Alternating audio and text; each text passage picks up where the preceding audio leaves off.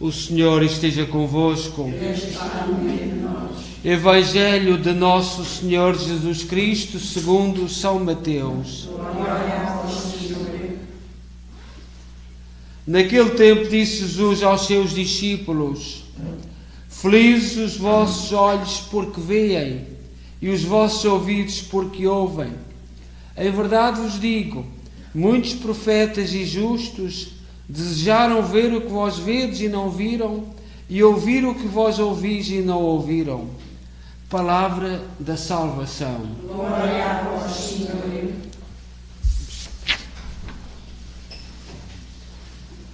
A memória que nós hoje celebramos na igreja, São Joaquim e Santa Ana, que foram o nome dos pais da Virgem Mãe de Deus, e são conservados na igreja pela tradição cristã.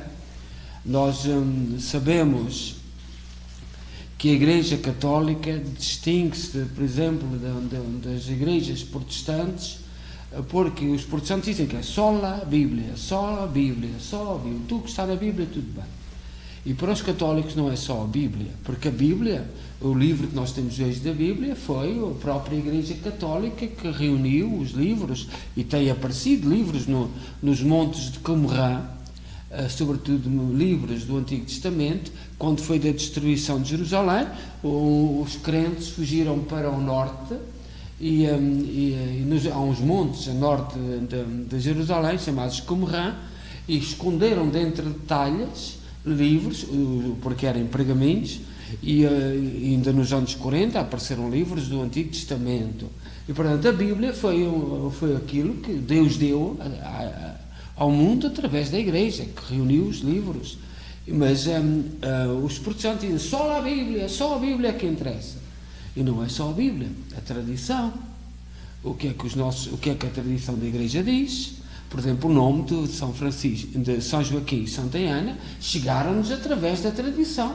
Foi cristãos que foram falando ao longo da tradição, e que chegou ao nosso tempo.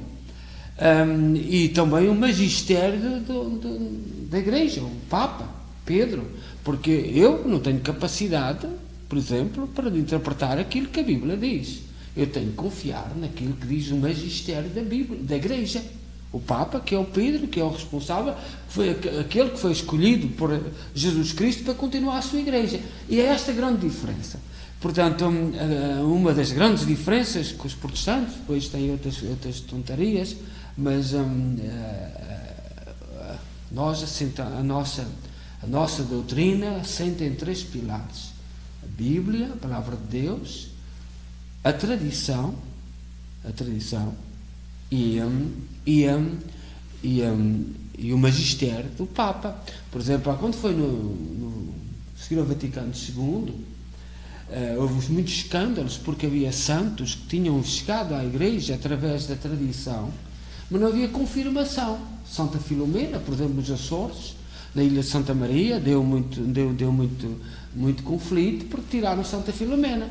Entretanto, depois disso, veio-se a descobrir onde ela estava sepultada nas catacumbas. E ela voltou. Porque teve que se confirmar. Mas houve muita gente que ficou escandalizada. Porque só não sabia bem. Entretanto, apareceu lápides a dizer, e assim outros santos. E nós temos que... É o magistério da Igreja. O Papa é que, reconheceu que Santa Filomena, por exemplo, Santa Filomena, que deu tanto escândalo ao ser retirada, e foi um erro, que depois o Papa teve que confirmar, e o magistério da própria Igreja teve que confirmar. Mas nós temos que ir aceitando isto, e nós vivemos num tempo que o nosso mundo quer desmoronar tudo. E quer desmoronar, incluindo a família. Começou pelos avós, afastando os avós. Nossa sociedade ocidental, afastar os avós dos netos. E a gente às vezes nota, mesmo nos funerais, nota aqueles netos mais próximos, que há netos a chorar profundamente para a morte dos avós, porque foram tocados pelo amor, pelo carinho. E há outros que não têm relação nenhuma com os avós. não tive por opção, porque os filhos casaram com outras culturas, portanto foram afastados, mas há netos que dão testemunho forte do amor dos avós. Na nossa comunidade é todas as semanas, quando há um funeral, nós podemos presenciar isso e ver isso. Depois, a nossa sociedade não ficou só por destruir a relação dos avós com os netos. Graças a Deus temos muitas famílias que preservam isto lindo. Mas também é o papel dos pais. Os pais separam-se. Os filhos quase que são património do Estado. E é um perigo. Os filhos não são património do Estado. Os filhos são filhos dos pais e da mãe. Deus deu-nos um pai e uma mãe.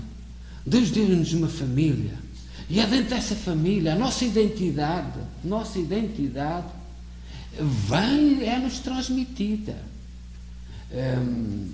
E, portanto, é importante ter isto e saber isto. O culto de Santa Ana, os franceses, os nórdicos, esta imagem que nós temos aqui de Santa Ana, nós nunca tivemos muito esse culto no território de Portugal. Uma outra terra, mas os do norte da Europa, sim.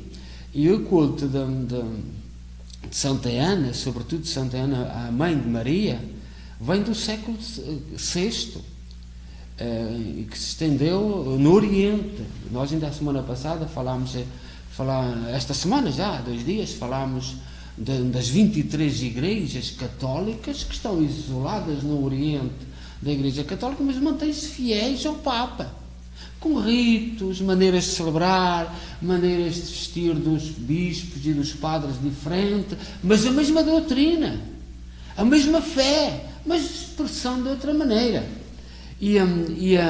O culto a Santa Ana, que começou no Oriente e que se estendeu-se no Ocidente no século X. São Damasceno, que era maronita, que é um santo extraordinário da Síria, de uma das igrejas católicas do Oriente, fiéis a Roma, e por isso é que nós às vezes vemos os encontros, nos conclaves da eleição do Papa, cardeais com vestimentas completamente diferentes, que são destas igrejas fiéis a Pedro, mas que ficaram no Oriente, com ritos, com maneiras de ser diferentes. São João Damasceno é um padre da igreja,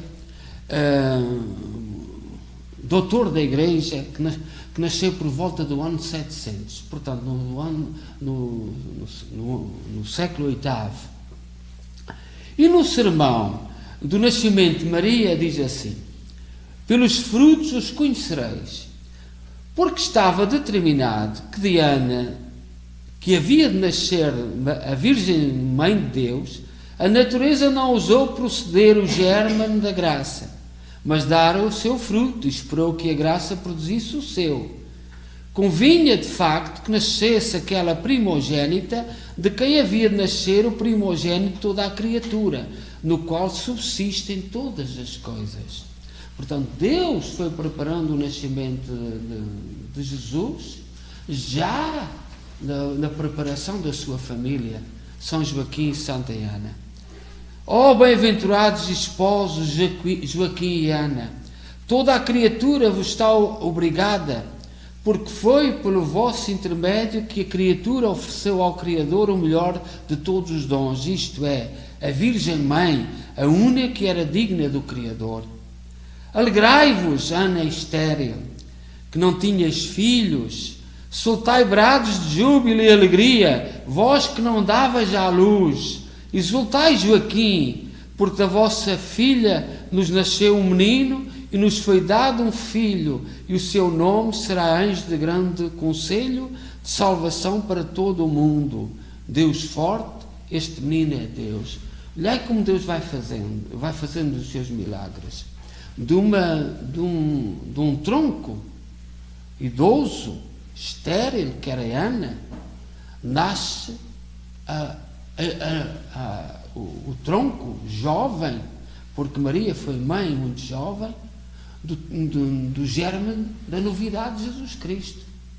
E, portanto, as duas condições da humanidade, a mais antiga e a mais nova estão ligadas no mesmo fruto que é Jesus Cristo. E é isto que São João Damasceno diz. Ó bem-aventurados esposos Joaquim e Ana, verdadeiramente sem mancha, sois conhecidos pelo fruto do vosso ventre, como disse uma vez o Senhor, pelos seus frutos os conhecereis. Estabelecestes as normas da nossa vida de modo mais agradável a Deus e digno daquela que de vós nasceu. No nosso convívio, casto e santo, educaste a pérola da virgindade, aquela que havia de ser virgem antes do parto, virgem no parto e ainda virgem depois do parto, aquela que de modo único e excepcional conservaria sempre a virgindade, tanto na sua mente, como na sua alma, como no seu corpo. Ó castíssimos esposos Joaquim e Ana, guardando a castidade prescrita pela lei natural, conseguiste alcançar, por graça de Deus, o que excede a natureza, porque geraste para o mundo a Mãe de Deus. Mãe sem conhecer varão, levando ao longo da existência humana uma vida piedosa e santa, geraste uma filha que é superior aos anjos e agora é rainha dos anjos. Ó donzela formosíssima e dulcíssima, ó filha de Adão e mãe de Deus, bem-aventurado o pai e a mãe que vos geraram, bem-aventurados os braços que vos estreitaram no seu regaço e os lábios que vos beijaram castamente, isto é, unicamente os dos vossos pais, para que sempre em tudo conservasseis a perfeita virgindade. Aclamai o Senhor, terra inteira, exultai de alegria e cantai, levantai a vossa voz, clamai e não temais. São João Damasceno, portanto, padre e doutor da Igreja, como sabeis, só há 36 doutores da Igreja, há muitos santos, mas doutores da Igreja são só 36, faz este bonito testemunho sobre Maria no dia do seu nascimento, no nascimento de Maria, e louvando também os seus pais. Mas não podemos passar ao lado do facto de Maria nascer de uma estirpe idosa. Ana e Joaquim eram idosos, rezaram toda a vida para ter um filho, foram-se preparando e Deus deu-lhes esse dom no fim da vida. E Maria, aquela que nasceu, que foi preparada desde sempre para ser a mãe do seu filho, uma jovem, uma donzela pura e casta, sem mancha, mas que também deveu muito da sua forma de estar e de ser na vida por causa da ação dos seus pais, dos avós de Jesus. E portanto, desde sempre a Igreja honra a família e esta dimensão dos avós tão importante, que não percamos este significado e este sentido do nosso existir, louvando Joaquim e Santa Ana. Seja louvado nosso Jesus Cristo. Seja louvado, Senhor Maria Santíssima.